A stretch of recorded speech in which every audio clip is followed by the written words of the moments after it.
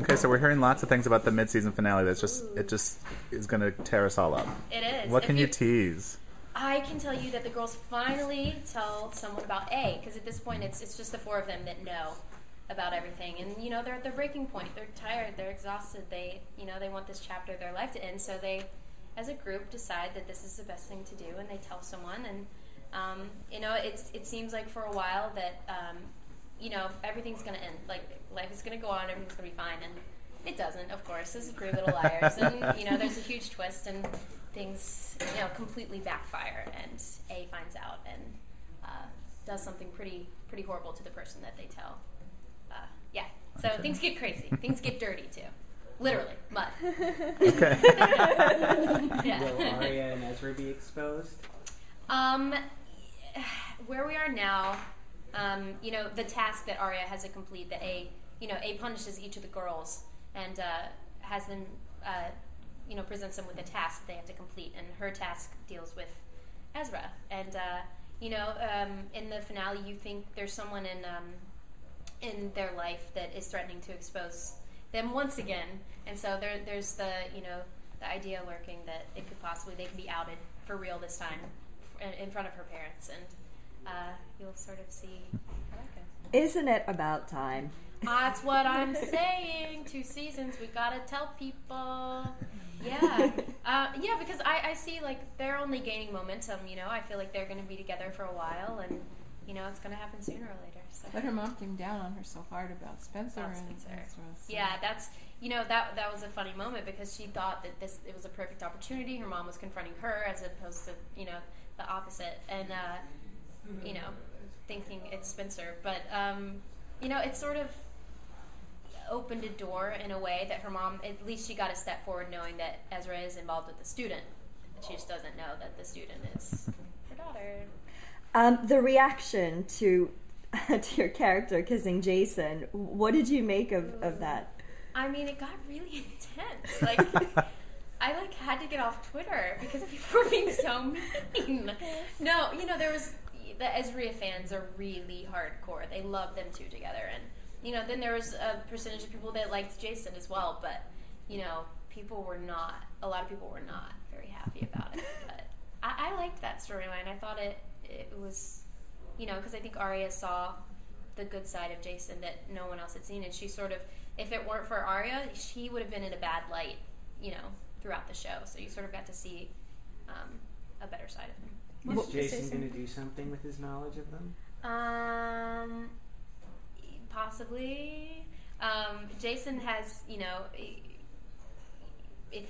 I'm sure all of you guys see the show, but he has a lot to do. He's very suspicious. He knows he has a lot of inside information that I don't think he's sharing with anyone.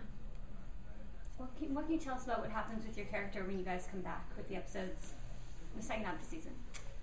Oh, where are we? I don't even remember what we've shot. By the end, the girls are, in the finale, the girls are questioned by the police. So we sort of, like we always do, we pick up the second after. So it's sort of, picking up where we left off. And the girls actually, there's a change in dynamic between the four of them. You get to see them where they're almost sort of against each other when we go back, which we've never really seen. But you go on to learn why they're acting that way. And it's their turn to play games with A. What about the Halloween episode? The Halloween episode is very cool because it's all a flashback. It's a prequel, and we've done flashbacks in the show, but this is what's cool about it is it's almost from Allison's perspective. It's mainly about Allison. Like, of course, the four girls are there, but it's pre-A. It's pre her death, and so life is good. They're carefree, and you actually get to see the girls laughing and smiling. And, so it's very fun, and then we throw in that it's a Halloween party, so we got to dress up, and it answers a lot of questions about why Allison was the way she was, and we go back and answer questions about secrets, like my dad and his affair, and you go more in depth into that too. So is Jason going to continue to be a bump in the road for Aria and Ezra? As of now, she's sort of steered clear of that, but I could absolutely see it coming back because I think that Aria really did care about him, and I guess feelings don't really go away. So. Oh gosh, as Lucy? Yeah. Oh no, this is gonna get me in trouble. Like looks wise, or it's so bad. I don't know. Aria lives a hard life, you know. Hi. She lives a hard life. I don't know. I feel like if I'm gonna give the politically correct answer, Ezra. I guess I feel like Aria really does believe that Ezra is her soulmate. So Ezra, I guess. Is there more to? Is there more to Allie's box? In the finale, there's an item that's in the box that has to do with the tasks that A gives them, and we learn, and it's sort of what we're shooting now, which is the second half of the season, which won't air until January. We use the box to lure in A and sort of play a trick on whoever A might be. See, fashion is such a big part of the show. Can you compare Aria's style to your style? Aria is very fun. She's very out there, and she's not afraid to try anything. And I feel like Mandy, the wardrobe designer, and has sort of opened up Lucy's fashion life as well. I sort of would be like, okay, I can wear that, I can try that, but it's just it's like playing dress up, because it's some stuff I would never in a million years try, and it's almost like Aria has themed outfits. Like today she's like conservative Catholic girl, but she's very fun. It's very exciting, and it's really cool that a lot of girls respond to Aria's sense of style. Are we gonna see more of Aria and Jenna, and any resolution to that crazy story? Jenna's around for a while. At this point, Jenna's talking about getting her sight back, and then in the finale, you find out, more about Jenna and Garrett, and Jenna has a certain object that's been missing for a while that deals with Allison's death. And as far as Aria and Jenna befriending each other, it almost looked like they were kind of for a little bit, but at this point, I don't know. I think that's sort of what Ezra wanted, but yeah, I don't know. I think Aria's a little more smart than that. So yeah. Do you have a favorite scene from the mid-season finale? Yeah, it's the one I can't talk about, but it's the one involving the mud and the dresses and running around. That's it. You'll know what I'm talking about once you see it, but it's fun. What music is on your iPod right now? Ooh, I love country. I love country music. What am I listening to? Gavin DeGraw. I love Gavin DeGraw.